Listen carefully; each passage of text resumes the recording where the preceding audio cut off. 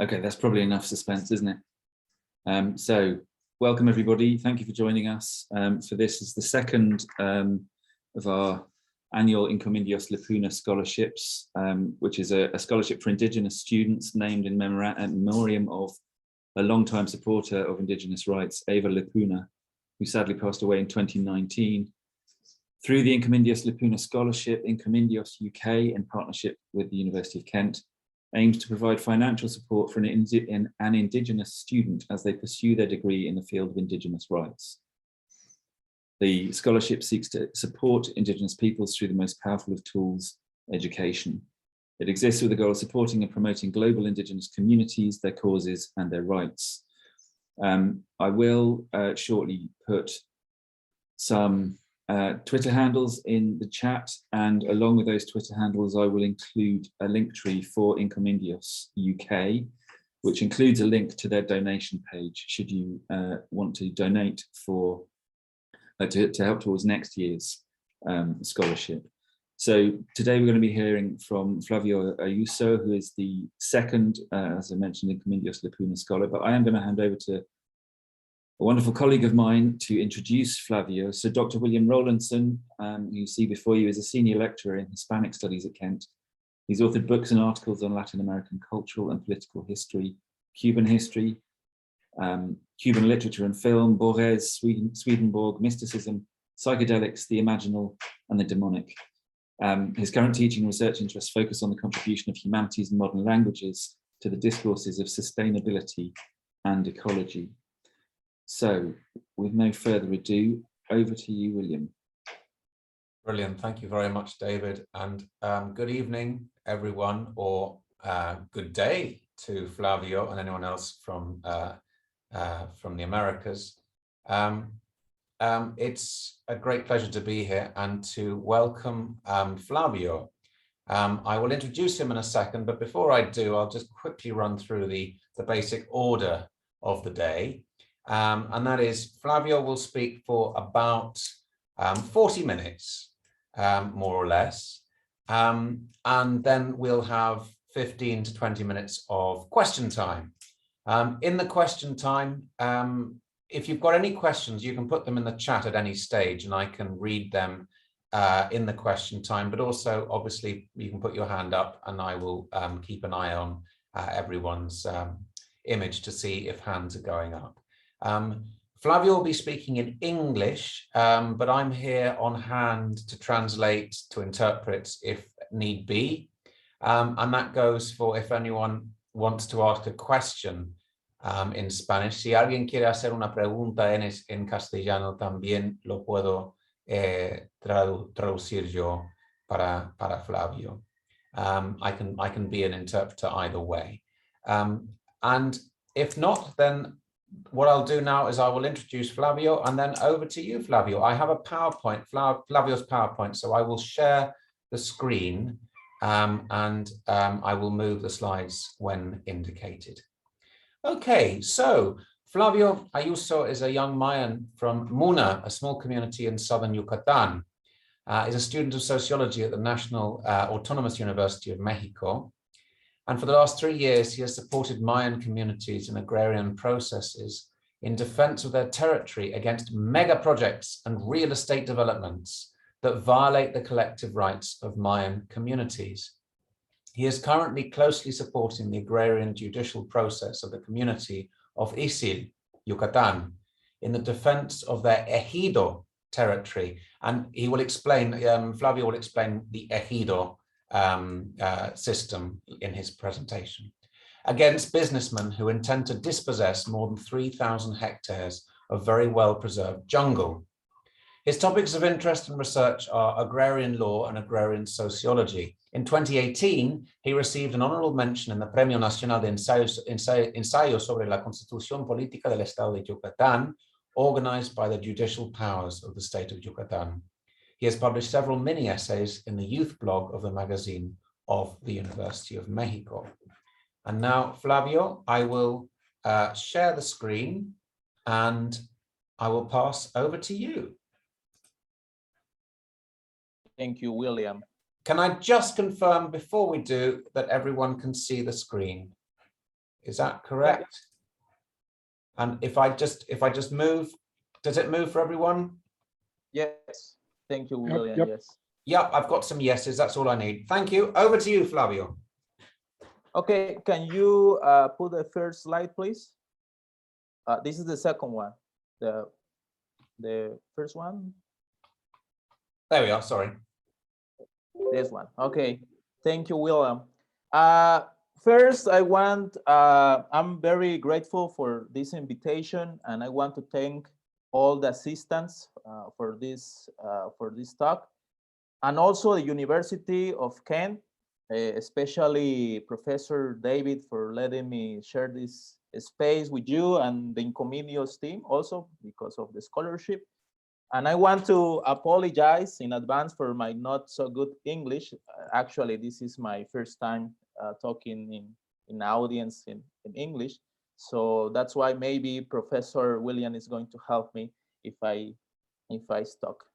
Well, my name is Flavio. I'm from a little Mayan indigenous town in the south of the Yucatan Peninsula. My village is called Muna, which means something like soft water. It's in Mayan language. I am a student of sociology at the National Autonomous University of Mexico, but also I have a law degree, and so this is my second career. And I work with Mayan communities in defense of territory against mega projects, mostly green energy projects like wind projects and landing speculation. And so my presentation, it's called the Ejido in Mexico as a form of territorial resistance against mega projects. That's what I'm going to talk about. Cambio, please.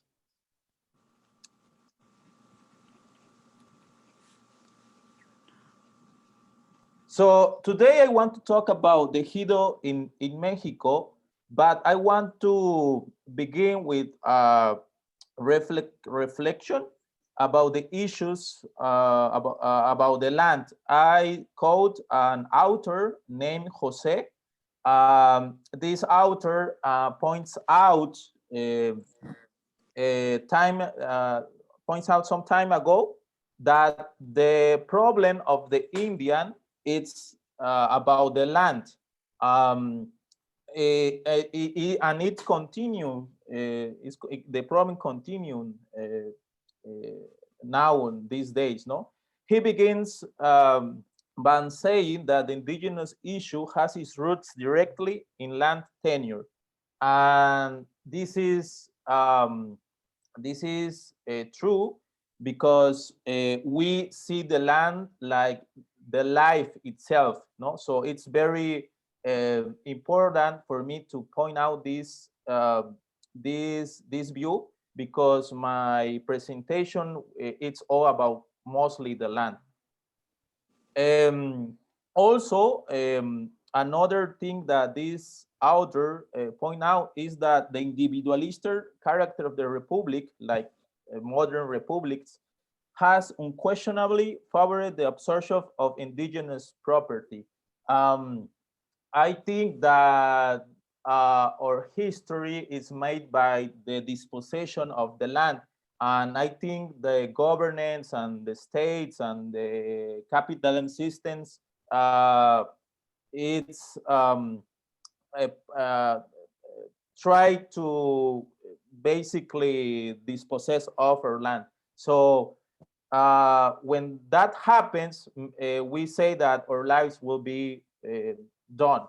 So I think I just want to remark this reflection. Cambio. So this is a map of Mexico, of the indigenous nation. As you can see, we have different and multi plural cultures. In my case, I'm a Mayan person from the south of Mexico, but in the north we have the Raramuri, we have the Wixirica.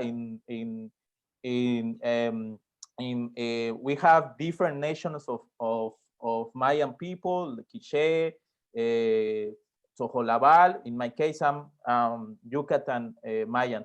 But what I want to show in this map is that Mexico is full of different indigenous nations that possess a lot of land, and that possession make us that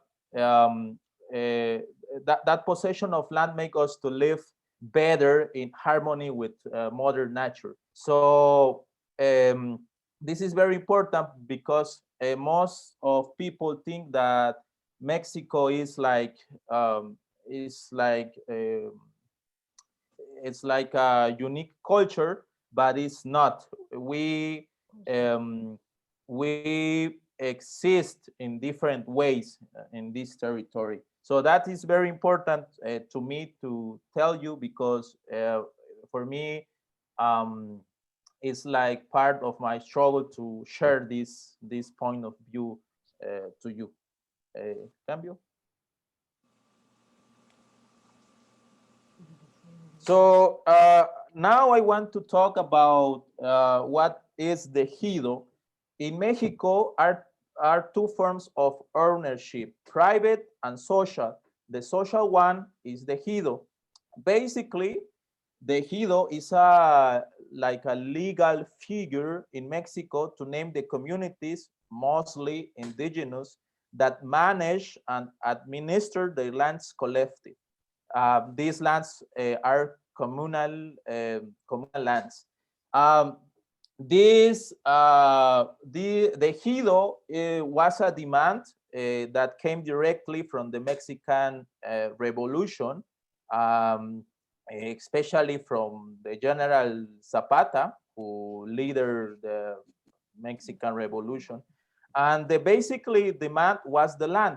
So what we see here is that the land problems continue until these days, and we don't know how much time is going to take us to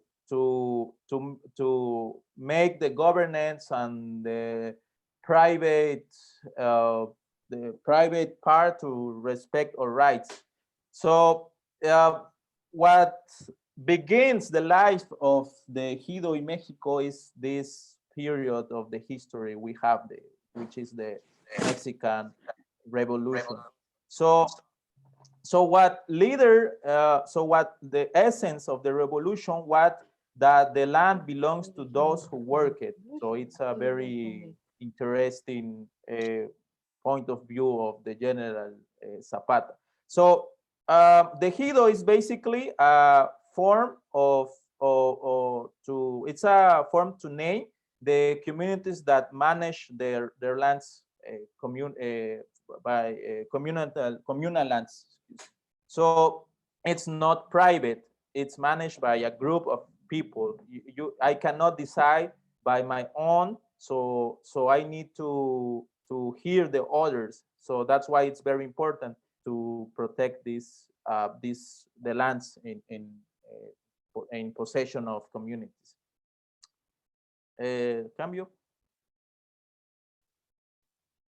In this map, as you can see, most of the territory in Mexico is ejido, which that means is communal lands, like the color, purple color, I think, or violet color, show us that mostly all the territory in Mexico is communal, is social property. So that's why we say that indigenous people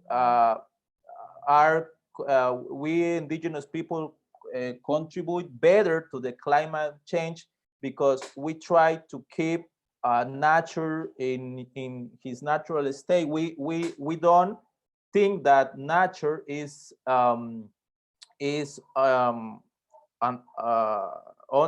are not above the nature, so we coexist with the nature. So that's why it's very important for us to keep and fight for the communal lands, because the mother nature is there. So if we lost this battle, for example, the climate change is going to be worse than than now. So what I want to point out in this map is that most of the territory in Mexico is ejido. So that's why now it's a battle to change that. Okay. Cambio. So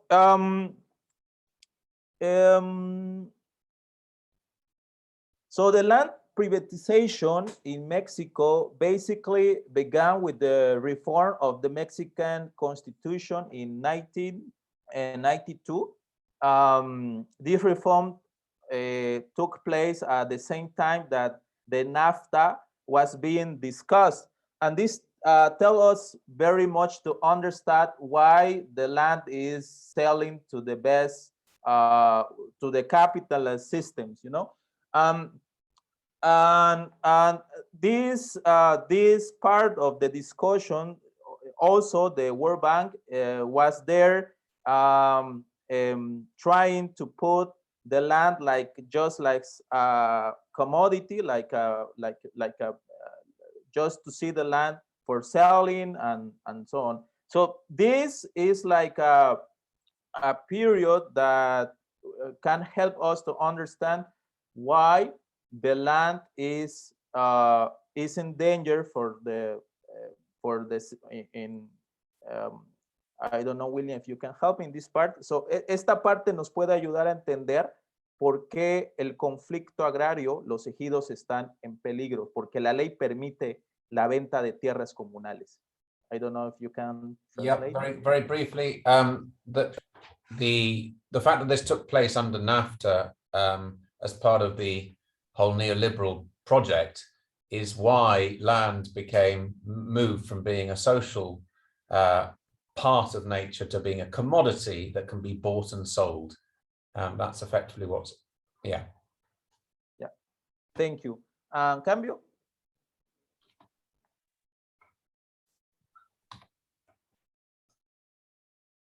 So the movement that brought the land issue to the forefront was exactly the Zapatista Army of National Liberation uprising, made up mostly of Mayan indigenous people, which put the land topic in the national debate.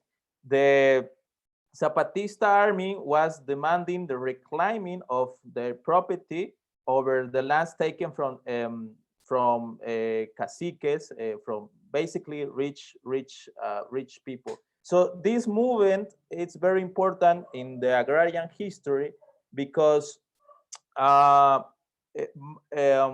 point the land problem like Jose time before ago was telling us. A lo mejor, William, can you help me? Este evento trae a la realidad nacional el problema de la tierra que José, el autor que mencioné al inicio, estaba mencionando. Yeah, the Zapatista movement brought to the public attention, brought to the national and in fact international as well, attention, the very issues of land that have been identified by Mariátegui, whom Flavio was talking about in the first slide. It brought them to the public attention. Yeah. And this army still exists in the mountains on Chiapas, and they still fighting for this, for their rights, for their property rights over the communal land. So it's very important in the history of the agrarian law because show us like more visible the land problem. Okay, cambio. So another thing is happening now in my territory, and we are like fighting, and it's a tough fight. It's now a big governance project which is called Tren Maya. These projects represent for us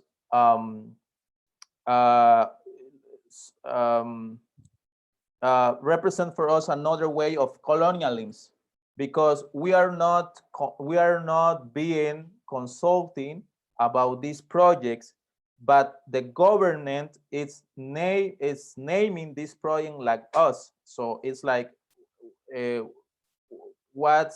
that's why we think this is another form of colonialism, because we are not being consulting.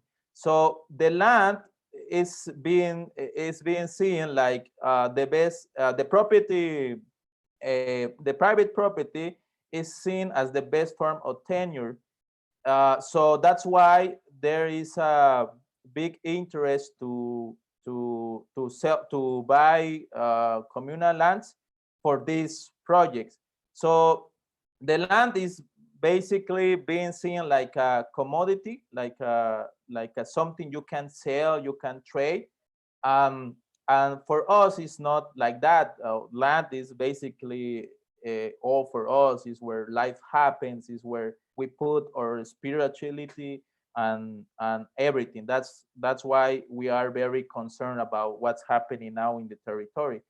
And as you can see, this picture in the slide is very recent. Now it's being talando muchos árboles, being cutting down lots of trees, cutting down the forest. Yeah.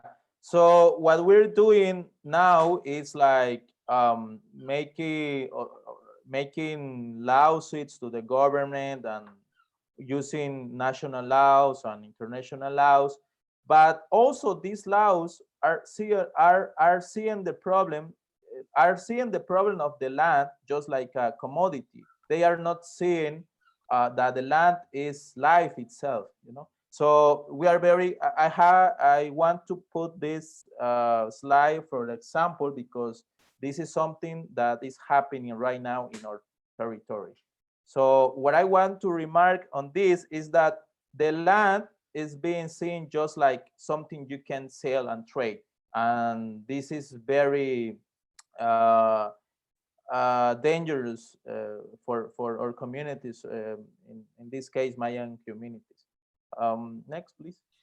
Flavio, may I interrupt for 1 second and just explain that bottom picture? It's a juego de palabras. It's a play on words, because it's salva me del tren, which is save me from the train, but it's rather than salva, it's selva, which means jungle or forest. So therefore it's a mix of both save me from the train and save the forest from the train. It's a really interesting play on words there. Yeah. That was actually our goal, to keep the tension in that phrase. Thank you, William. Cambio. So that's what I was talking about. Our vision of the land is that the land is life itself. We see the land as the territory we inhabit to reproduce life. So for us, land is not a commodity, so it's sacred. These pictures you are seeing on the screen, it's from a ritual from my village called Chak Chak. This ritual we offer to the rain god, which name is Chak, for asking him to give us good harvest. So what we do it because we think we are not fighting with the nature. We are not about the nature. So we coexist in same place, in a same planet. So that's why for us it's very important to keep Mother Nature healthy. And all these projects, what they do is hurting Mother Nature. So we see like 2 points of view, no, like the Occidental view and our view, and it's a constant battle, because Occident view, they don't see the land like life. So we don't understand why, for example, because the trees give us oxygen, the water gives us life. So we don't understand why more mines, project mines. We don't understand why renewable projects or wind projects, sun projects that came with a discourse, with a speech that this kind of green project is going to save us from the climate change, for example. We think that our practice or vision of the world, maybe that is what is going to help us from the climate change and everything. So that's why we keep struggling with this project. So our vision is basically that the land is life itself. I think that describes very good our vision of the land, you know. And cambio, please. Cambio. I can't. Okay. So now I want to talk about this specific about the Ixil case where I'm participating. But first, I want to show this like the map you're seeing in the screen. This is where it's more like black is the capital of the state. It's Mérida, and all surrounding the city is now being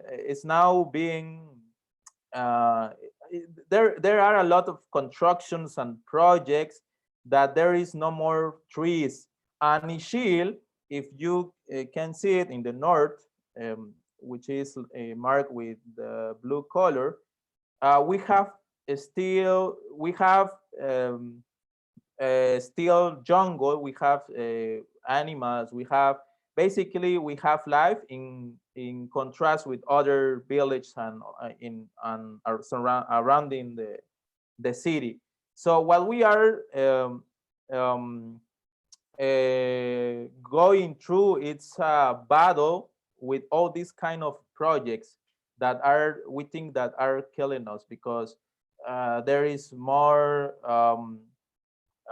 pollution, the water is getting polluted also.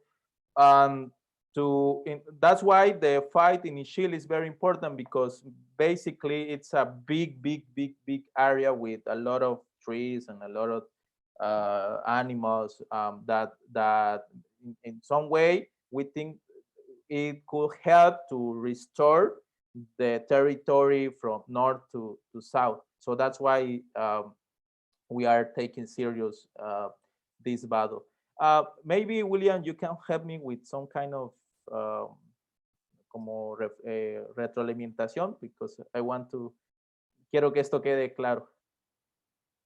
Quiero decir que Mérida es la ciudad capital de Yucatán, y lo que estamos viendo alrededor es un crecimiento de muchos megaproyectos que están talando, que están contaminando, y que Ixil es un caso excepcional porque hemos tratado de luchar justamente contra ese desarrollo, y creemos que eso puede ser un ejemplo para las demás comunidades alrededor. Okay, yeah, thanks. As you can see from the map, there are numerous mega projects in all surrounding Mérida, and if you look at the top right of Ixil, which is shaded in red, in blue with the vertical stripes, this is a resistance against that, and it's a protected zone. But not only that, but as Flavio was describing, that this should be an example, or should be it should be a sort of an initiative that could catalyze other projects to prevent these mega projects, which are cutting down the forest and are contaminating the land and the water and the air. Yeah, thank you. Cambio.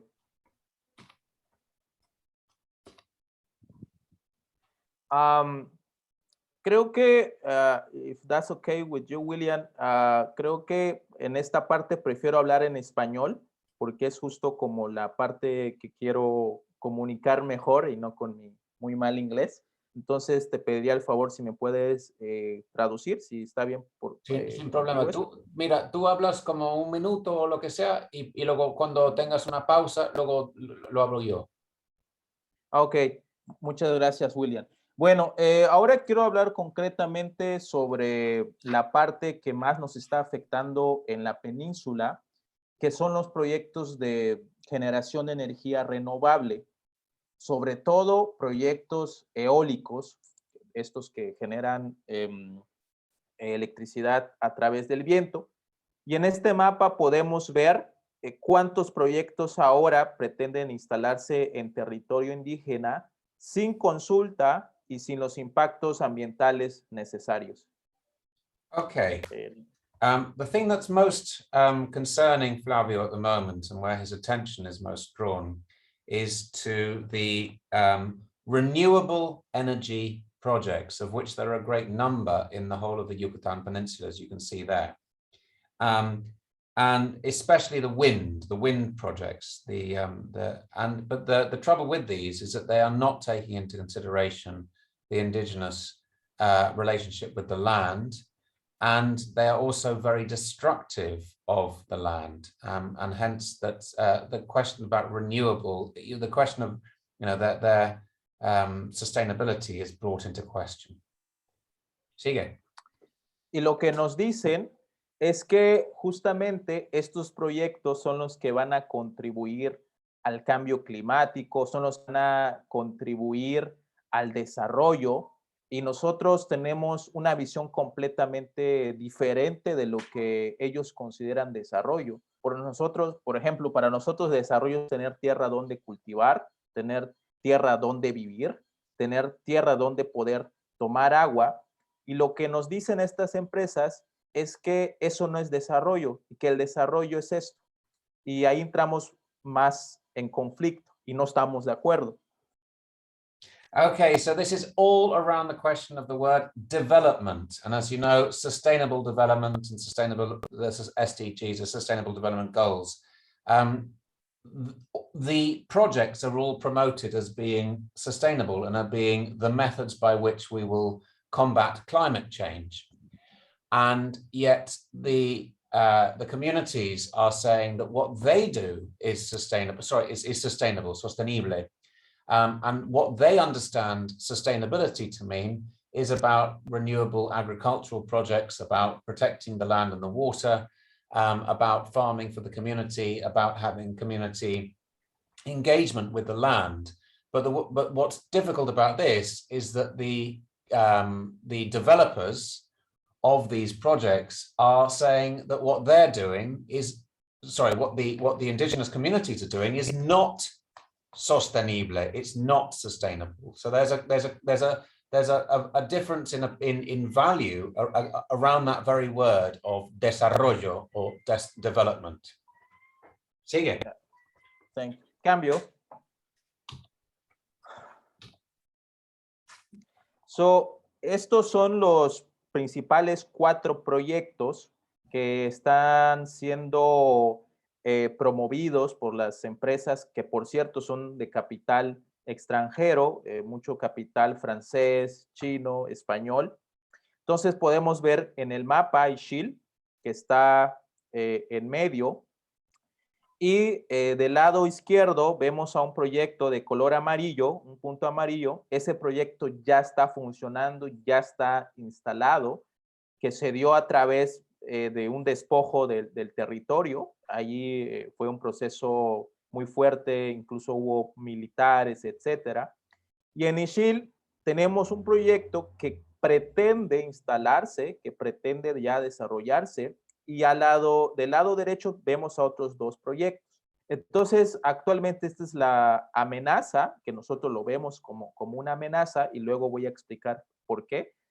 Porque justamente están tratando de vendernos esta idea del desarrollo sostenible, de lo que implica el desarrollo, del progreso, lo que ellos consideran como progreso. Y estos proyectos se están instalando justamente en la parte norte del estado, porque son donde están las mejores condiciones de viento.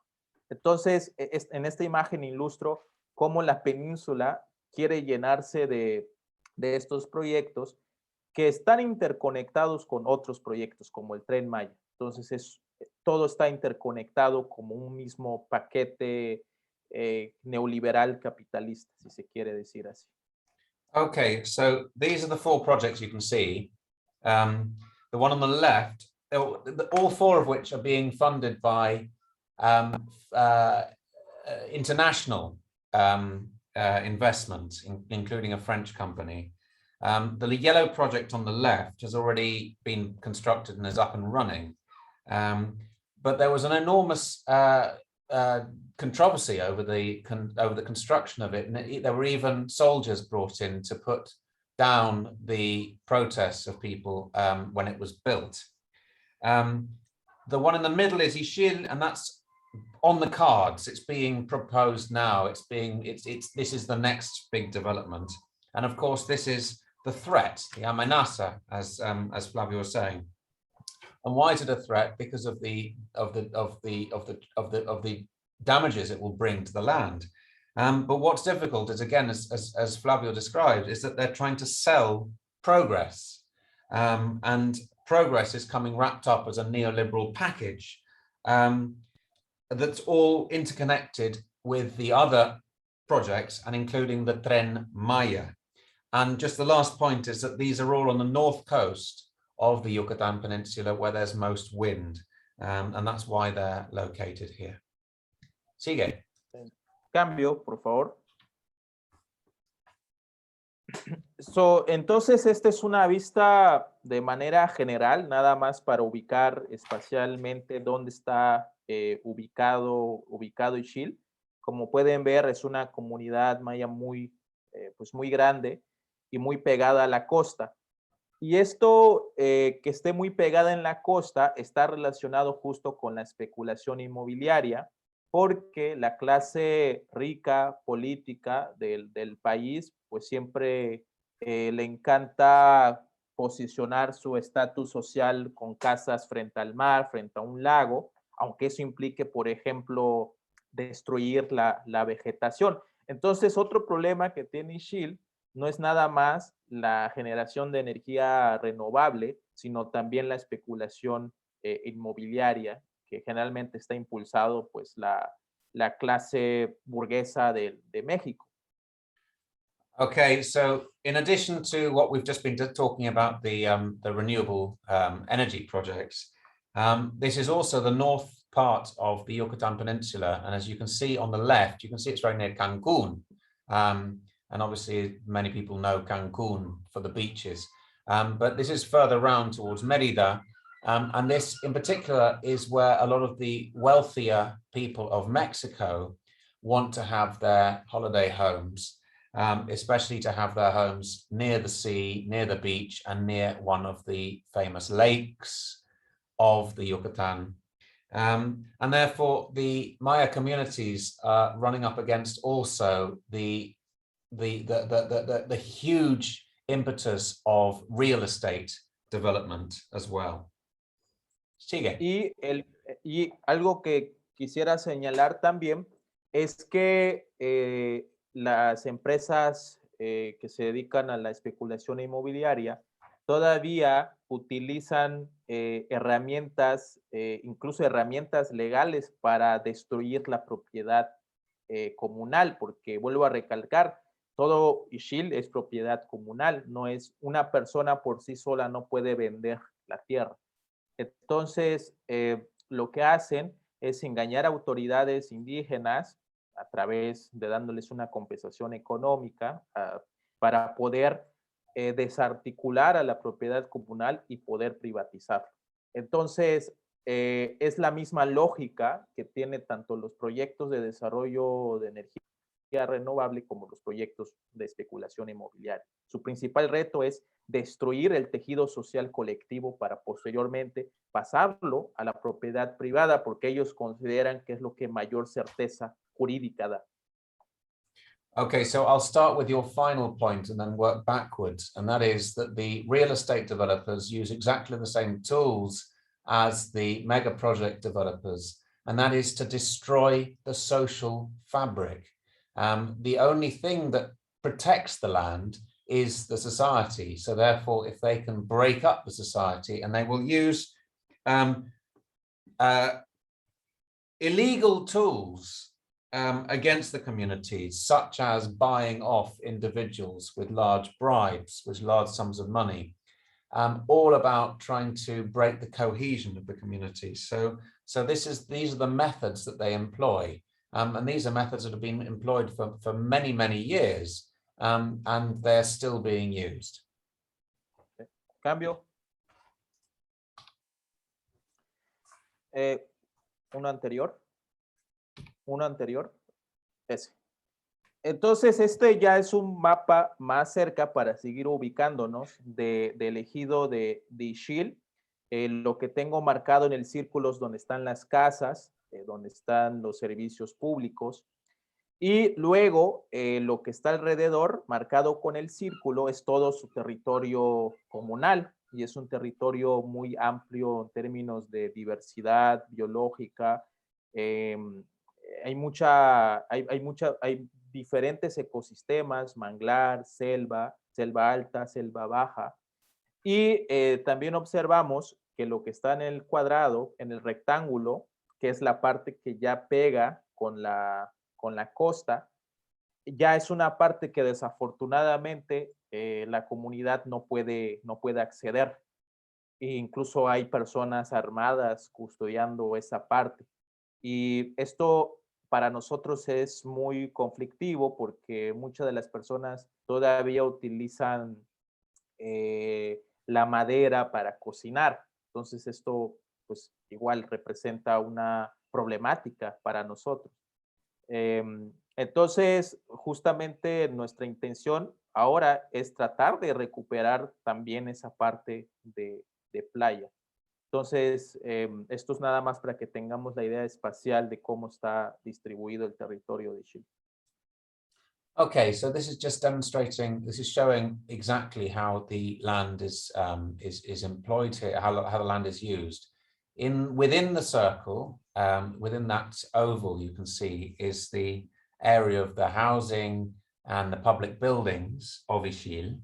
And then within the band itself, in the margin area, in that colored area, the sort of blue colored area, are the community projects, but they're all interspersed with jungle and mangrove and other more wild spaces. Okay, so that's particularly the area that's under threat at the moment. To the north, you can see that the rectangle, this is unfortunately land that's already been lost to the communities, and it's guarded. Armed guards protect that, guard that land, which means that people can't go on there as they traditionally have done so to get wood for their fire, for cooking, or even to get to the beach area. It's all off limits now. Yeah, sigue. Cambio, por favor. Y pues esto es una parte de un documento que se llama Manifestación de Impacto Ambiental de este proyecto eólico que se llama Proyecto Chicxulub, que por cierto, dato curioso, esta zona es muy importante en términos de biodiversidad porque fue justo la zona donde cayó el meteorito que extinguió a los dinosaurios. Entonces es impresionante ver la diversidad de árboles, animales allí. Entonces, este mapa que estamos viendo en la pantalla, el color como violeta, entiendo que es donde quieren poner unas líneas de transmisión enormes, para transportar la corriente que el parque eólico va a generar. Entonces, no importa si ahí hay zonas muy sensibles que pueden ser afectadas. Y esta información que habla de estos impactos, casi o más bien nunca desde la comunidad podemos acceder a ellas. Entonces, por ejemplo, cuando viene el proceso de consulta, lo primero que nos preguntamos es cómo vamos a decidir algo si ni siquiera sabemos de qué se trata. Y sobre todo porque estas informaciones son muy difíciles de conseguir. Por lo general se necesita internet y pues muchas comunidades no tenemos internet. Entonces, esta imagen ilustra la cantidad de espacio que quiere ocupar este proyecto. Okay, my golly, this is a familiar story. Sorry, it's not, but there are similarities here in Canterbury. So this is the wider area. You can see part of the Parque Eólico Chicxulub. Chicxulub. And interestingly enough, this is where the meteorite landed that wiped out the dinosaurs all those millions of years ago. And it's an area of rich biodiversity, lots of animals and plants. And this is in particular, not only where they want to put the windmills, but also the transmission cables to bring the electricity away from there, but without any care for the environment whatsoever. That's not the only thing, but the trouble is, and this is how Flavio's been presenting it, that the communities are really disenfranchised from the consultation process through all sorts of frustratory, I can't say that word, means, such as, for example, having everything online on the internet, where there are communities who don't use the internet or few use the internet. And as a result, it's very difficult for them to enter into the consultation picture. And worst of all, they are unable to see the documents that spell out the environmental impact of these projects. So they are excluded from the process at every level. Sigue. Cambio. Cambio. This is una... Ok, y otra amenaza que, como ya mencioné, es justamente la especulación inmobiliaria. Lo que hacen es justamente especular. La gente con mucho capital, una vez roto el tejido social, una vez roto la propiedad comunal, lo que hacen es hacer líneas imaginarias sobre el territorio para venderlos al mejor postor, pero no para vivir, no para hacer una casa, no para poder habitarla. Es decir, no por el valor de uso que se le puede dar a la tierra, sino que nada más lo compran esperando que en algún futuro los valores puedan subir. El problema es que cuando sucede esto, cierran todo el área y, como dije, muchas veces hasta con gente armada. Pero lo peor aún es que estos proyectos lo mercantilizan a través de nuestra propia cultura, como poniéndole nombres mayas. Por ejemplo, este proyecto es un proyecto de Ixil, que le tienen puesto Ixmantú. Ixmantú es en nuestra lengua materna, que es una flor concretamente, pero que es una flor que renace es una flor que a su vez renace en mujer. Entonces, para nosotros estos contenidos es muy simbólico, muy importante, y mercantilizarlos de tal forma para obtener un recurso económico es para nosotros muy, muy grave. Entonces, eso es lo que pasa.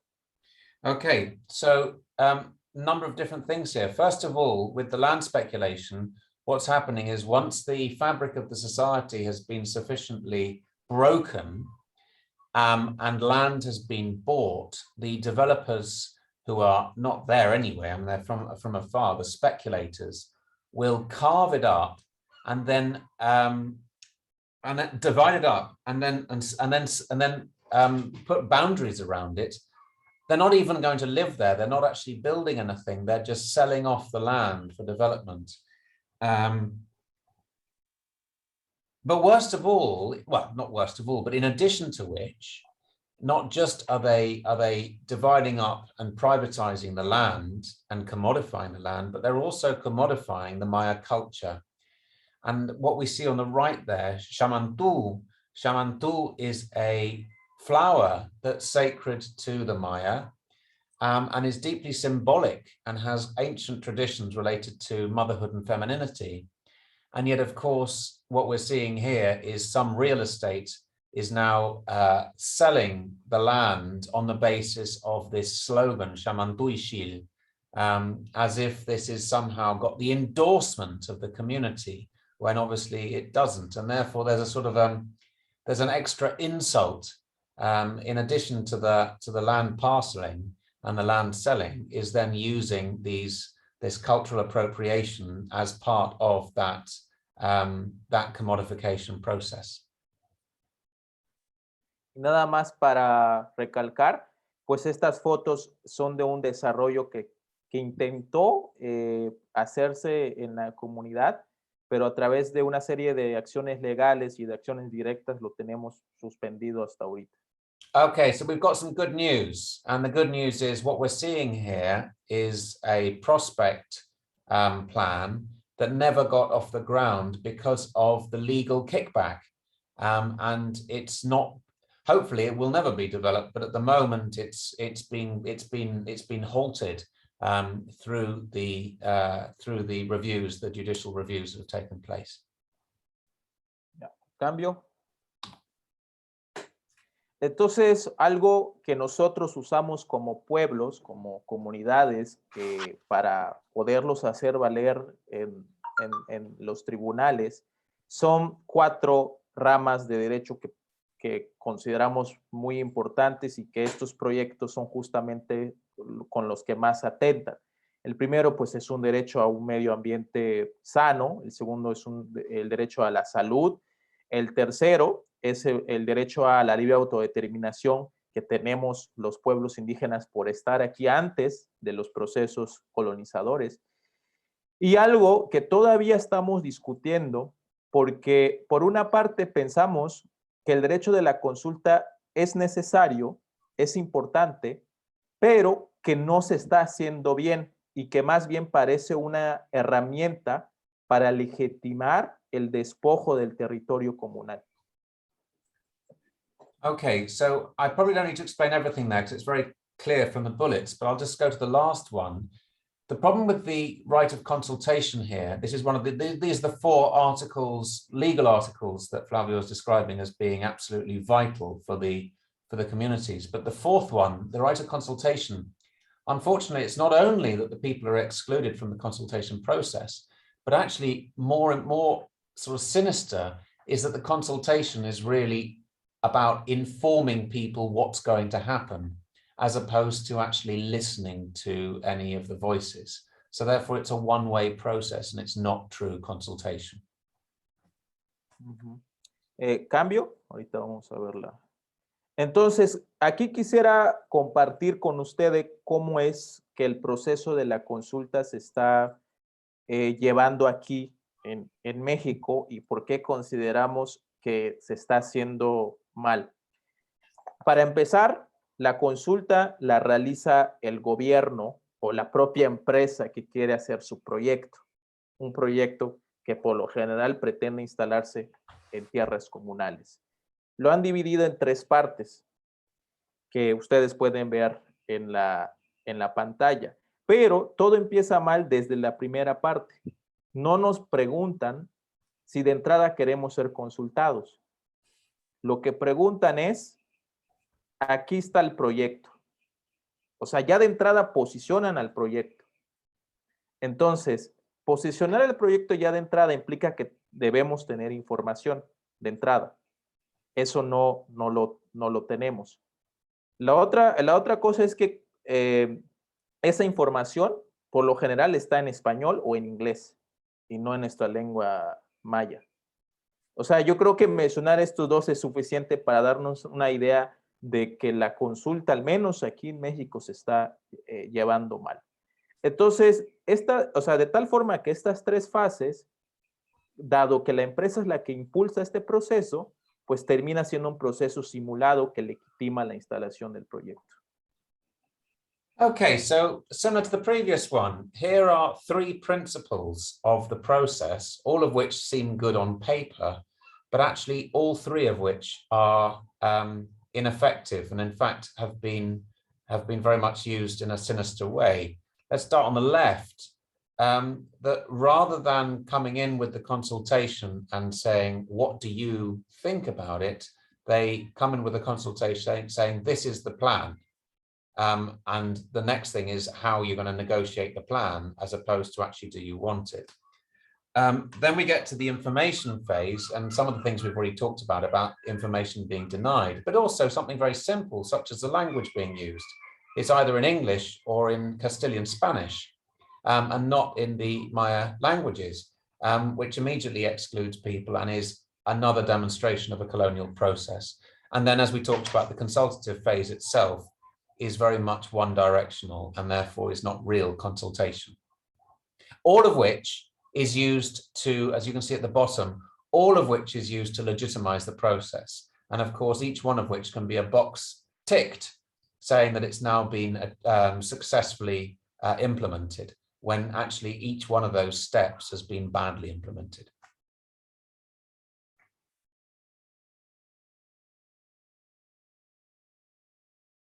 Cambio, cambio, William, please. Ok, pues es lo que venía mencionando, muchos de los puntos que detectamos de por qué estamos en desacuerdo con la consulta a este momento, pues ya lo dijimos, es la falta de información, es la falta de transparencia, es la falta de la instrumentalización correcta de una consulta, por ejemplo, como lo menciona el convenio 169 de la OIT, de la Organización Internacional del Trabajo. Por ejemplo, sí hay estándares, sobre todo internacionales, que más o menos delimitan cómo tiene que ser una consulta. Pero aquí la cuestión está que el Estado mexicano no lo está haciendo valer.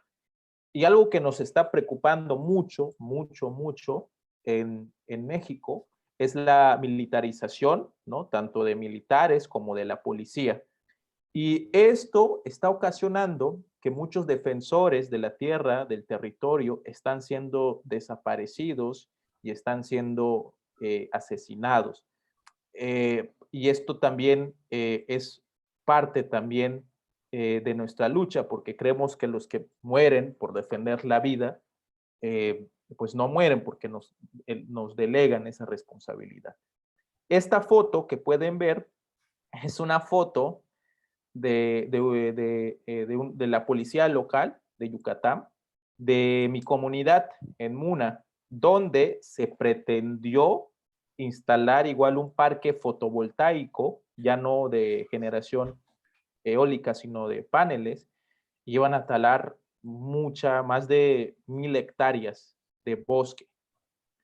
Afortunadamente, también lo logramos detener. Yo estuve muy involucrado en el proceso.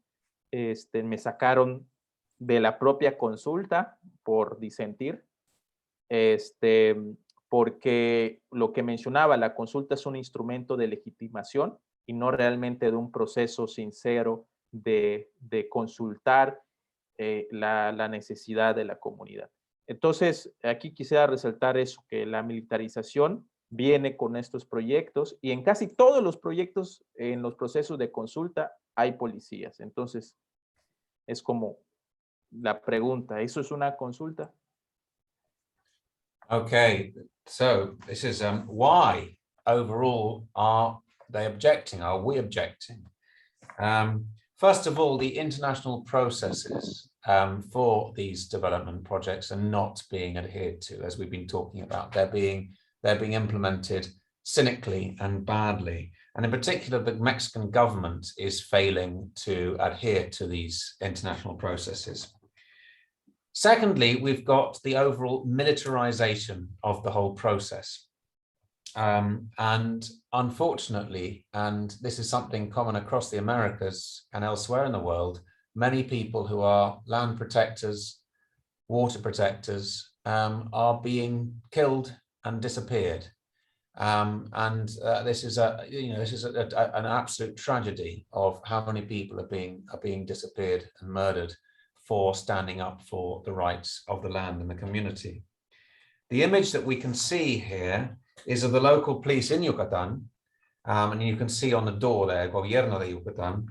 And these guys were actually, this photo was taken as they were, as part of the consultation process, consultation, of a photovoltaic park. So a big solar panel area, which would have been huge.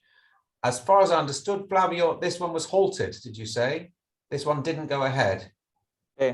Sí, era un proyecto de mi comunidad, al ladito. Entonces, cuando me enteré de esto, pues lo que intentamos fue pues, organizarnos y ahí concretamente participé, instauré un juicio contra la empresa, que estamos así como a unos meses de tener una sentencia a nuestro favor y el parque no se va a instalar por la consulta, por la violación a la consulta. Oh, wow. So in which case we've got another good story here.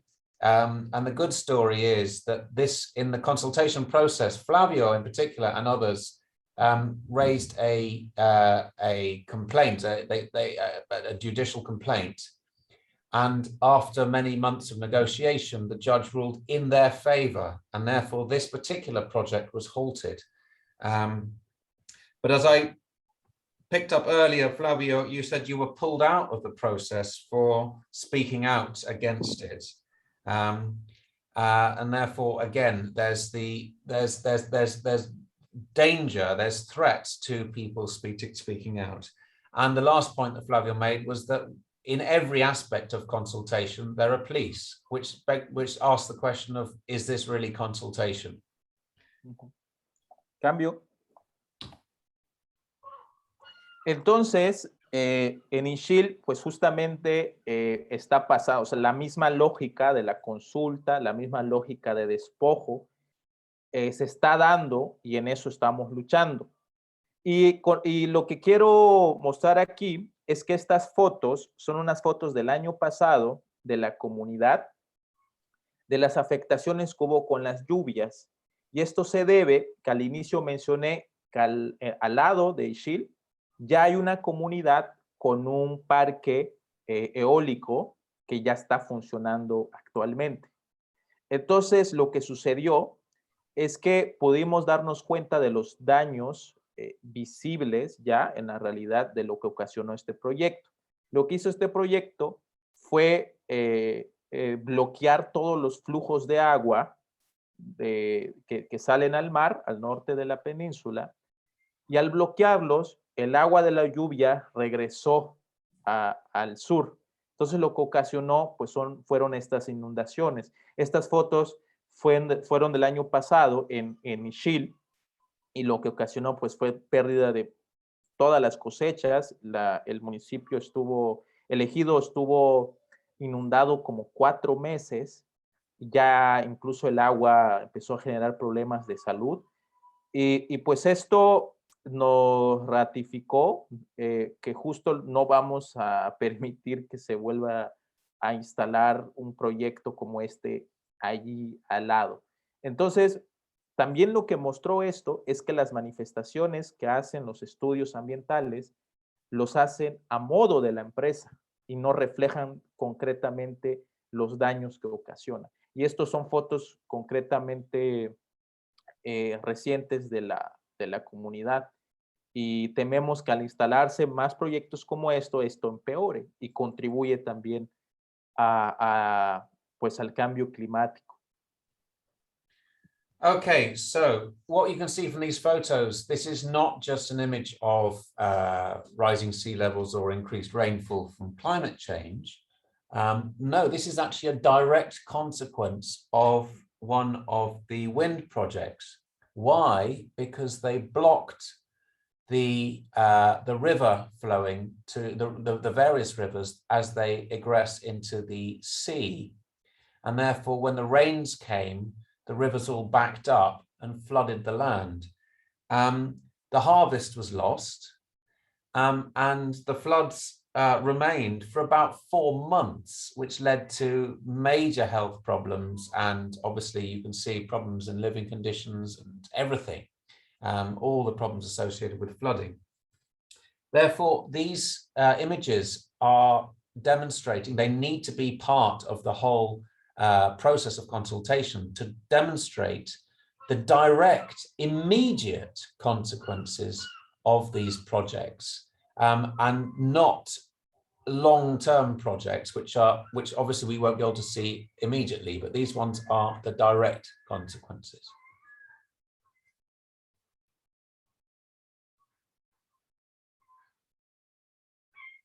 Cambio.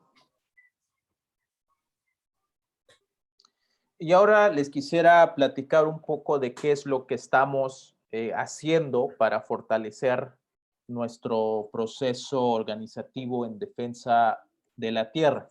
Hemos optado por dos vías. Una es la vía comunitaria, donde organizamos asambleas, talleres de derechos humanos, de formación agraria, que es ahí donde yo estoy muy involucrado. Realizamos ferias de frutos, de semillas, que nos permita fortalecer el tejido social, porque creemos que fortaleciendo el tejido social se fortalece también la posesión y el manejo de las tierras comunales. Estas fotos son unas fotos que recientemente tomé, donde la foto de abajo para mí es muy especial, de estas tres mujeres, que es madre e hijas, y son las que han estado como al frente de estos procesos. Y sin ellas tal vez el proceso en Ixil no sería lo mismo. Y bueno, luego la otra foto pues es una foto de unos talleres que organicé gracias a la beca que obtuve de Incomindios. Gran parte del recurso lo utilicé para comprar libros, material y poder hacer unos talleres de formación de derechos humanos, de derechos agrarios, de derecho, de hablar sobre los procesos de consulta, justamente que nos permita fortalecer nuestro conocimiento sobre estos temas, porque nos hemos dado cuenta que eso es también parte de la lucha. Okay, so these, I'm going to use the word, I'm going to use we, speaking on behalf of Flavio. So what are we doing? Well, there are two principal avenues. The first is the community way, and this is organizing assemblies, workshops, agricultural fairs, and importantly, seed swaps in order to build up the resilience of the community and in order to strengthen the fabric, the social fabric. And to develop that and to reinforce that whole community feeling.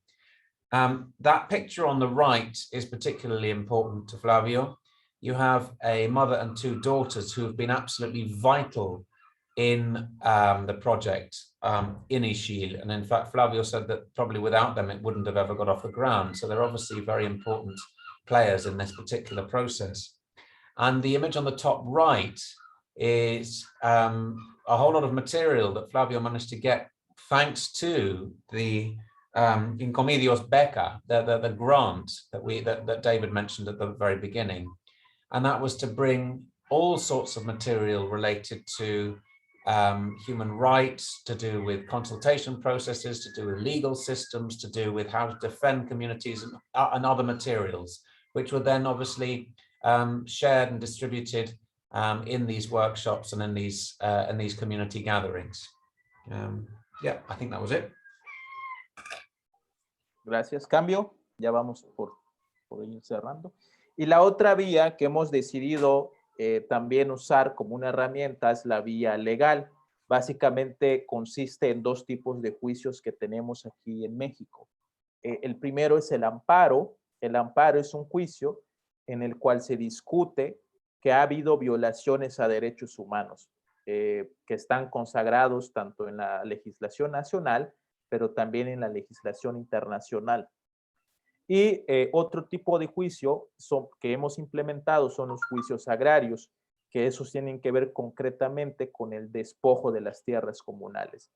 Y allí, dado que tuve primero la formación de derecho, de abogado, pues ahí también estoy muy involucrado. Sin embargo, un problema que tenemos con el sistema judicial, pues es la corrupción que opera en los jueces. Aquí tenemos en esta imagen, tenemos dos imágenes.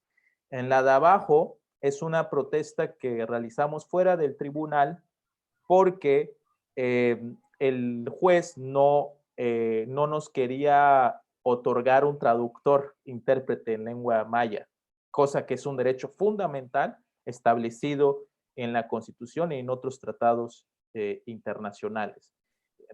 Y en la imagen de arriba son las reuniones que tenemos muy seguido para tomar estrategias, para discutir qué otras formas de defensa, de pruebas podemos hacer. A esto le llamamos asambleas ejidales, porque se discute estrategias sobre la defensa del territorio comunal. Okay, so as we mentioned in the previous one, there are two ways. The first is the community way, and everything that we described, and the second is the legal avenue, the legal way. And there are two particular aspects to the legal. One is the legal code of amparo. Now, amparo is an ancient Spanish word relating to protection or support, and amparo here refers to crimes against human rights, and therefore it's both enshrined in the national legislation and obviously in international legislation. So that's one avenue to pursue, and the other avenue in the legal perspective is the agrarian law, in particular against land theft and land appropriation. So those are the two legal courses, but there's a big problem. And as you'd expect, the problem lies with corruption in the legal system. And what we have on the bottom right is a demonstration against a judge who refused to permit an interpreter of Maya, which obviously is a fundamental right in the legal code, and it was denied. And what you have in the top image is one of the community gatherings, in particular to talk about strategies, to talk about all sorts of different legal strategies that the community can follow. Okay. Muchas gracias. Sí, y ya para terminar, cambiamos para pasar luego, sí. Y pues estos nada más son algunas fotos más de las excursiones que hacemos a la selva para verificar que no se esté construyendo nada, para verificar que no estén talando, y pues aprovechamos también para reflexionar entre personas más jóvenes, entre niños, entre mujeres, entre hombres, para reflexionar sobre la importancia de conservar bien el territorio. Y cambio. Okay, so I quickly explain that. Yeah, these, as you can see, are community gatherings, in particular going off to check that the woods are not being cleared, they're not being felled, and also to bring young people on board so that young people can learn about the value of the land and the need to protect the land and the communities. Okay. Y pues esto nada más para finalizar, son como los paisajes que podemos encontrar ahí, que si no los cuidamos pues van a desaparecer. Entonces, con esto quisiera terminar esta breve charla. Y si tienen alguna pregunta, algún comentario, alguna reflexión, pues con mucho gusto la puedo contestar. Okay, brilliant. Well, this comes to the end of the talk. Thank you, Flavio. It's been fantastic. Just these last images are to show some of the landscape, what needs to be protected and what could be lost. Now Flavio will happily open the floor for questions. I'm going to stop sharing screen. So say goodbye to these lovely images. And we're off. I notice there's one thing in the chat. It's just somebody saying they had to leave. In which case, please, if you would like to share your screen, and come off mute if you have a question. You can ask it in English or in Spanish, or if you want, I can, whatever. But yes, the floor is open to questions. And thank you very much, Flavio. That was an amazing talk. I'm sure there's so much more you could talk about. So let's see what questions people have.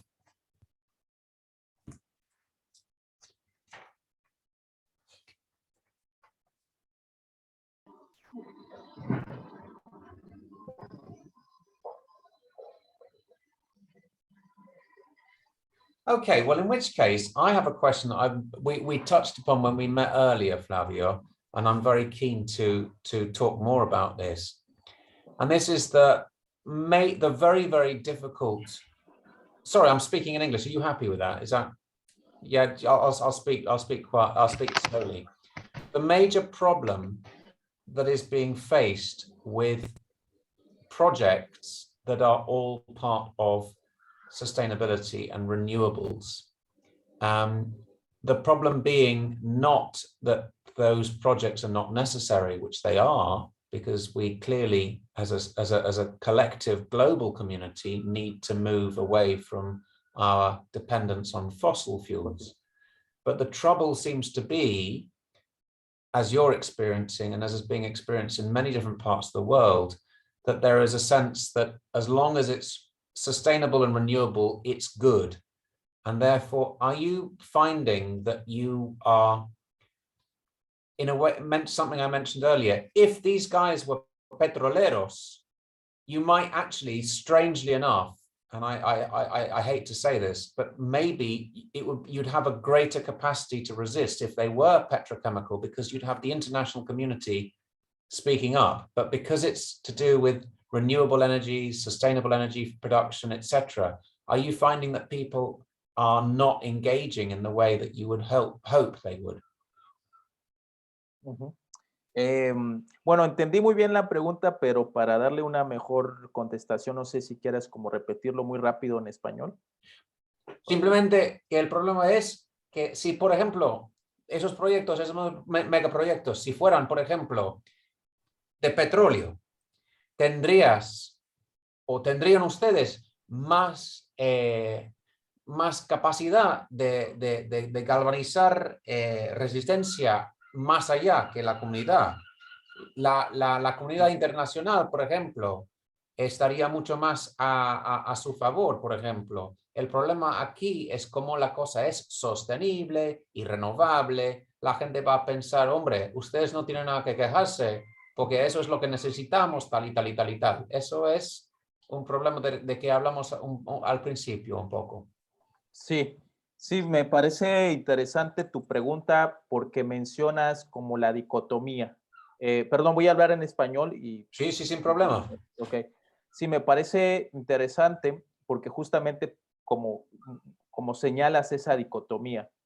A ver, nosotros lo que pensamos, lo que creemos, tampoco es pelearnos con la perspectiva de Occidente y el desarrollo que tienen, sino lo que planteamos es de qué manera podemos coexistir sin subordinarnos mutuamente. Evidentemente, el mundo requiere una disminución de los usos de los usos fósiles y sí necesitamos también una transición energética, ¿no?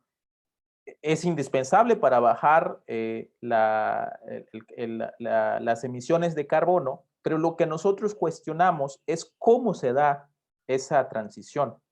Si se va a dar a través de procesos impositivos, en realidad volvemos a lo mismo. Porque aquí creo importante señalar algo. Nosotros como comunidades indígenas practicamos, conservamos ciertas prácticas que consideramos que incluso pueden ser alternativas, ¿no? Y lo que proponemos es cómo hacemos un diálogo junto con los que traen este tipo de desarrollo, de tal forma que nos podamos beneficiar mutuamente sin subordinarnos. Aquí quiero que quede claro algo. No estamos en contra, por ejemplo, de la transición energética. Estamos en contra de los modelos de desarrollo de la transición energética.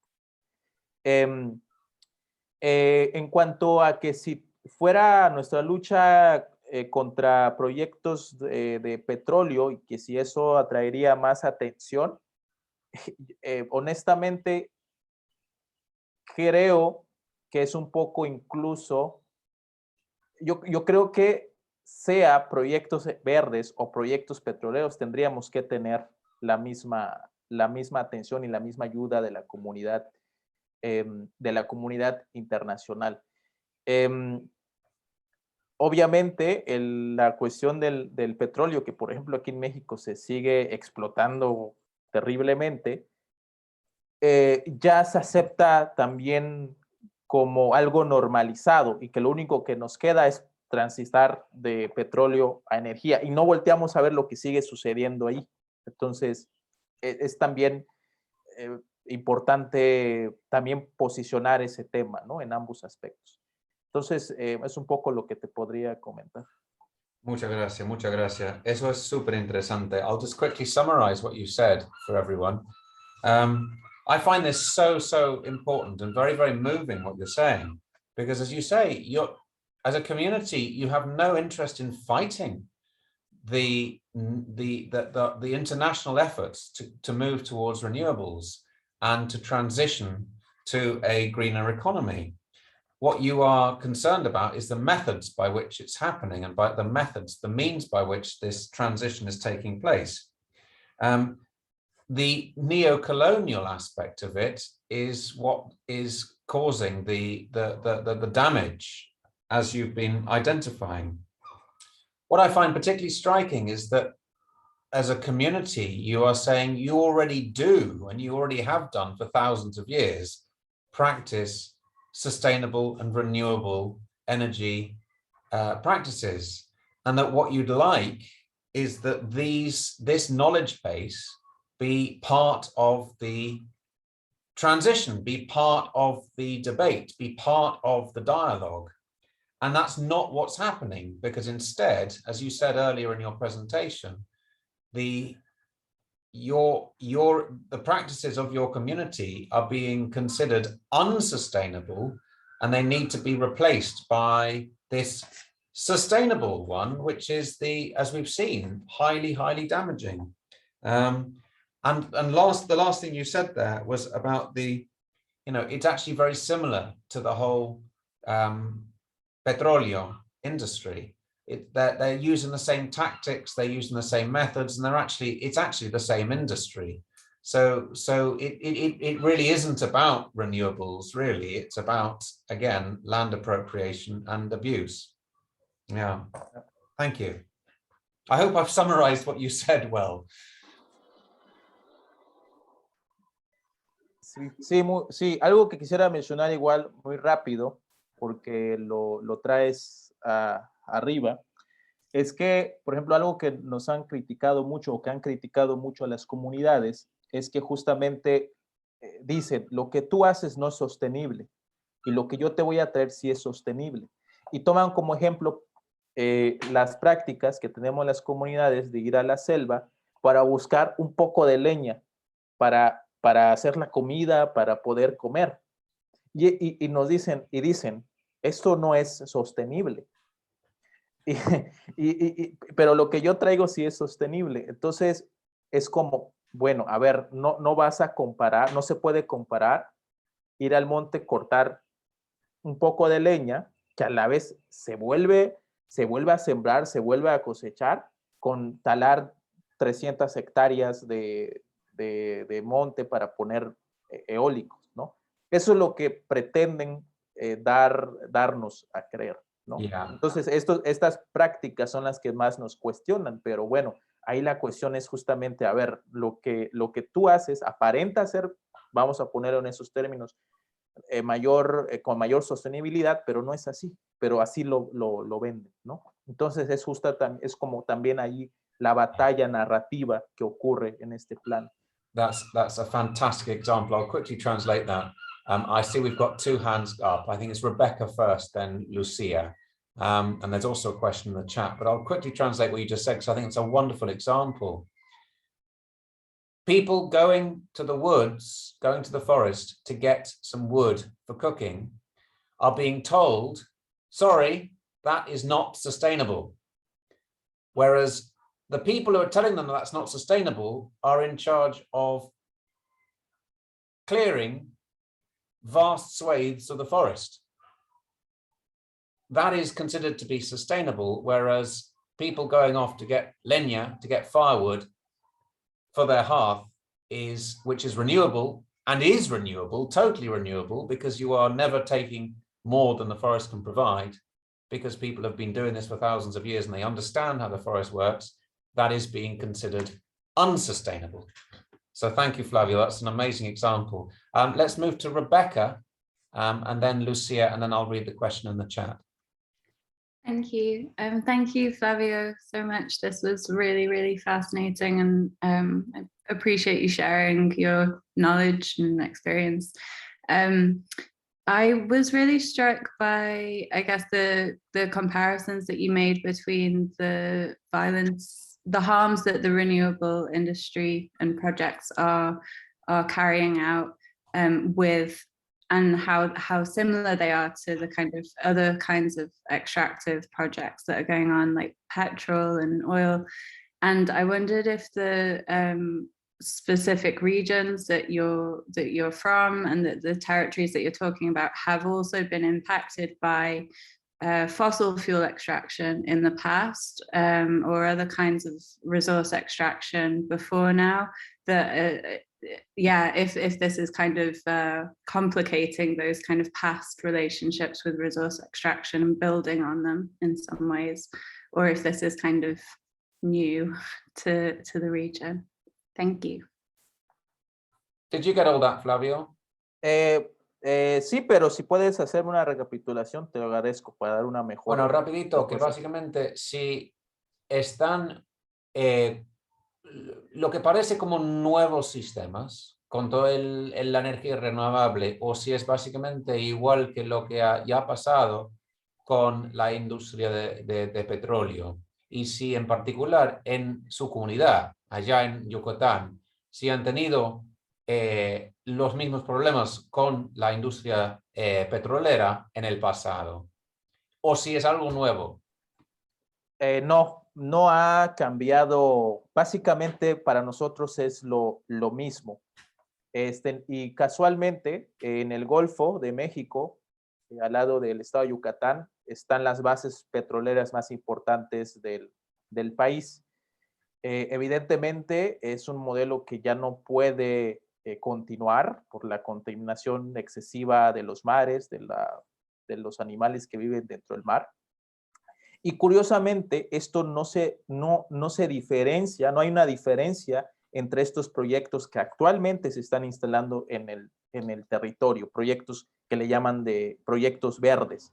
¿Por qué no hay una diferencia? Porque no hay estudios de impacto ambiental serios, no hay acceso a la información, y los daños son visibles.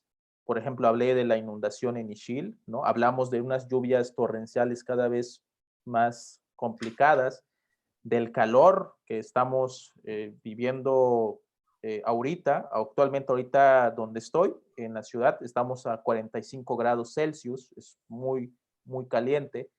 Entonces, justamente creo que es importante la pregunta, porque comparar ambos modelos nos llevan al mismo resultado. Y eso es un indicador de que no se está haciendo bien, ¿no? Entonces, yo en lo personal pienso que ambos son los mismos modelos de desarrollo, pero con diferente fuente. Entonces, mientras no haya una coexistencia de saberes entre las comunidades indígenas que habitan México, porque es la mayor parte del territorio, y mientras no haya una claridad en los estudios ambientales, no va a haber diferencia entre ambos modelos. Rebecca, did you get that answer? Should I quickly translate for you? I'm afraid not. Yeah, if you could translate. Okay, yeah, no, your question was a very, very important one, says Flavio. Why? Because we find ourselves in the same place with the petroleum companies as with the renewable energy companies. And if we find ourselves in the same place, therefore, as Flavio says, something's not going right. Something is going wrong.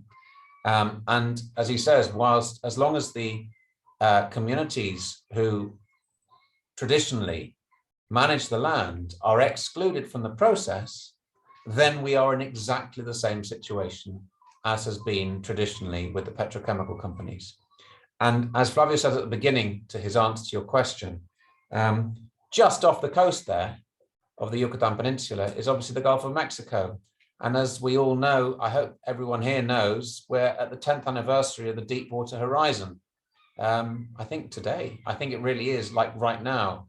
And Deepwater Horizon, as everyone knows, contaminated such an enormous amount of the Gulf of Mexico, including the Yucatan coastline and all around, as we know. And therefore, as Flavio was saying, as long as we're having exactly the same consequences and the same, and as you're saying, you know, we can see the flooding, we can see the devastation on the land itself. Therefore, regardless of the renewable aspect of the energy production, as long as we're experiencing exactly the same consequences, we're dealing with the same system. That was, yeah. Great. Thank you so much. That's really fascinating. Lucia. Hello, good evening. I put the question in English in the box, and bueno, voy a ver si mi español ahí es un poco más práctico contigo. Buenas tardes, Flavio, gracias por la presentación. Era muy interesante y muy tocada. Bueno, mi pregunta es sobre las fuerzas que hay internacionales. Comprendí que hay esa fuerza internacional, esa business que viene y que hace el proyecto. Y pues hay el gobierno y pues hay la población, el pueblo. Bueno, ¿cuánto es la fuerza? ¿Cuánto es la fuerza internacional de ese business al interior de tu país? Y sobre todo, ¿cuánto es la conexión entre ese business y el gobierno? Porque si hay la militarización, puede ser que hay una fuerza muy, muy grande, no sé. Pero bueno, el español sí se comprende. Sí, bueno. sí. A ver, sí, esta pregunta de la relación entre gobierno y capital extranjero se puede explicar justamente a partir de 1992 con la entrada de vigor del tratado, con el Tratado de Libre Comercio y pues la aparición del ejército zapatista. La entrada en vigor del Tratado de Libre Comercio empieza a responder a una lógica globalista, neoliberal, en donde tanto gobiernos como capital privado empiezan a estar en la misma sintonía, en la misma línea. Se cree que el desarrollo del país, hablo desde mi contexto, desde México, se va a dar a partir de esta lógica neoliberal, es decir, a través de la inversión extranjera en el territorio. Pero esta inversión se da, el desarrollo que pretenden llamarle, se da a través del despojo territorial, se da a través de la violación sistemática de derechos individuales y colectivos, y también se da a costa, desafortunadamente, de la propia pérdida de vidas humanas. Entonces, el gobierno está interesado en proteger el capital extranjero y el capital extranjero está interesado en quedar bien con el gobierno. De hecho, el proyecto que ahorita está como tratándose de implementar a toda costa, el presidente de México, Andrés Manuel, ha dicho el proyecto va porque va. Es decir, no me importa si violo derechos humanos, si violo derechos individuales, si violo derechos colectivos. Y gran parte de esta inversión es capital extranjero, francés, suizo, de lo que yo tenga conciencia, español, francés. Entonces, están trabajando de la misma de la misma forma. Y se deja de un lado que algo considero muy importante. Se deja de un lado la diversidad cultural de los pueblos de México. Porque al entrar al proyecto neoliberal, se trata de homogenizar los territorios, nuestra cultura. Y por eso, mientras no se nos reconozca eso, no vamos a poder coexistir sanamente. Y mucho menos se va a poder llevar una transición energética justa, ¿no? Si se quiere poner en esos términos. Now, I suppose it's Lucia rather than Lucia, I suppose. Yeah, Lucia. You may have understood all that, but for others, I'll quickly translate. That's an amazing response, Flavio. Lucia's question is there in the chat, if anyone wants to see it there. The question is the relation between national government and international capital. And as Flavio says, it really has its origins in that signing of the NAFTA free trade deal in 1992, from which the nation's development, the development of the country, was going to follow specifically that neoliberal model, which might have looked good on paper because it's enhancing GDP and all GNP and all the rest of it, but it's based upon the despoiling of the land and the abuse of human rights. Andrés Manuel, President of Mexico, has said about these projects, and I presume, Flavio, are you referring to the Tren Maya as well? Yeah, that they will go ahead come what may. They will go ahead come what may. Obviously, in so saying that, he's saying regardless of any of the human rights abuses and regardless of any of the systemic violation of the communities, wherever that might be. But importantly, all of this leaves aside, as Flavio says, it leaves aside one fundamental factor, and that is the cultural diversity of Mexico. And why is that? Because neoliberalism works with homogeneity and uniformity. Neoliberalism deals with monoculture rather than pluriculture. And as a result, one of the sort of main missions here, in addition to everything else, in addition to this flow of international globalist capital, is also about homogenization of a very rich and ancient, diverse culture within the land. I'm conscious of the time, so I'm going to suggest that we have one more question. There was Victor. Are you still with us, Victor? Yes, you are. I'm going to just read your question. I'm Brazilian and know that our languages are similar, but I will stick to English so other people can also read it. Thanks for sharing your input, Flavio. It's essential to challenge sustainability definitions based on Eurocentric knowledge, which is responsible for forcing predatory practices over other nations for centuries, which basically brought us to the current climate emergency. I think that's a very powerful statement, not so much a question as just a statement. So Flavio, if you'd like to respond in any way to that, and at the same oh, David, you have a question as well. Victor has followed it up with a question. Oh, sorry. Just below. Oh, there we are. What should we do to give voice to underrepresented groups in mainstream forums effectively? That's a very powerful question. Okay. Yes. Sí, sí, me parece una pregunta fundamental, sobre todo en este espacio. Creo que algo esencial para mí es de entrada el pensamiento crítico de estos modelos, de estos desarrollos que se tratan de posicionar como la salvación del planeta. Y yo creo que, por ejemplo, las universidades pueden jugar la investigación, dado que estamos en un espacio como este, puede jugar un papel fundamental en justamente dar esa voz o tratar de posicionar una voz que desafortunadamente, si no estamos en espacios como estos, en la universidad, en la academia, y es una realidad, no van a ser escuchadas de la misma forma como dentro de la universidad o dentro de un centro de investigación. Entonces, yo ahí sugeriría dos cosas. Tener en cuenta esto que menciono, de la importancia de ver también otros horizontes, pero también de tratar de ser empáticos, en este caso desde la academia, para posicionar los problemas que suceden voy a decir un término que estamos utilizando mucho aquí desde la teoría de Colonial, desde el sur global, ¿no? Tratar de ver ese sur global donde suceden estas cosas.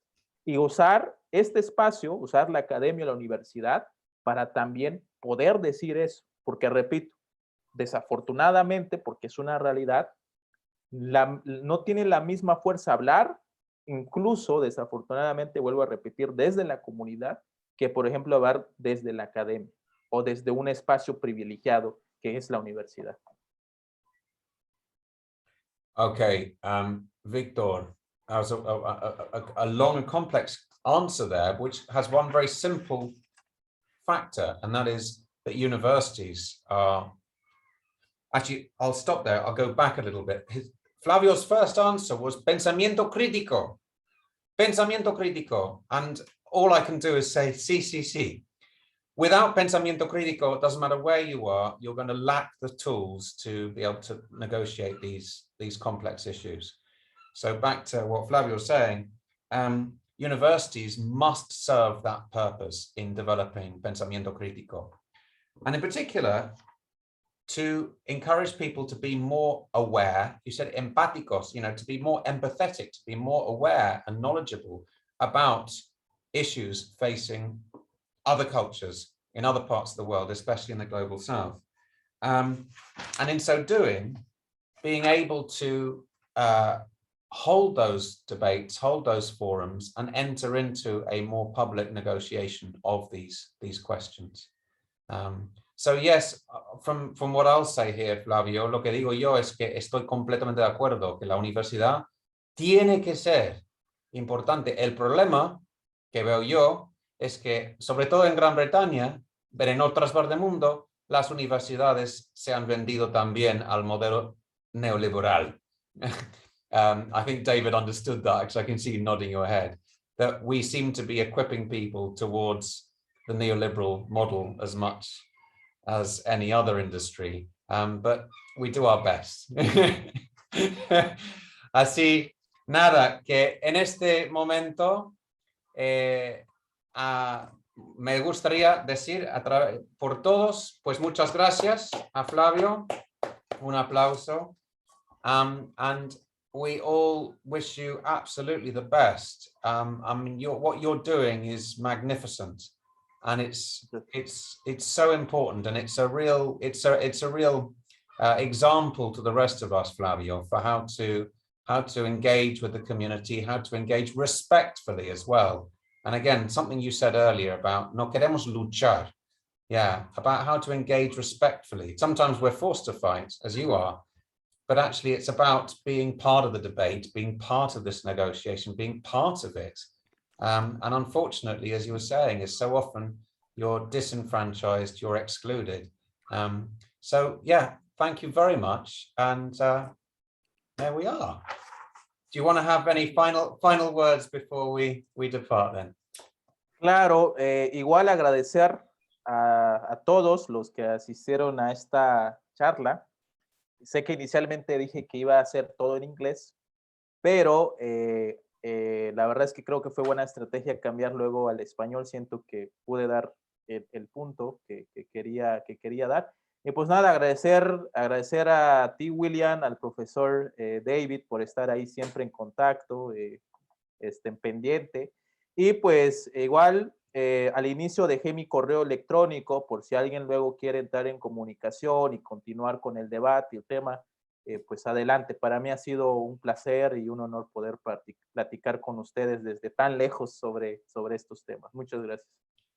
Y muchas gracias, Flavio. Y a ver, hubiera sido mejor si yo hubiera podido traducir desde inglés a maya o desde castellano a maya. Pero eso ya lo tengo que aprender. Ok. Bueno, pues nada, ahí acabamos. Muchas gracias, Flavio. Suerte con todo y estamos en contacto. Gracias, gracias a usted. Chao. And thanks to everyone else for coming along this evening. Gracias. Thanks, Ciao. David. Hasta luego. Hasta luego. Thank you all.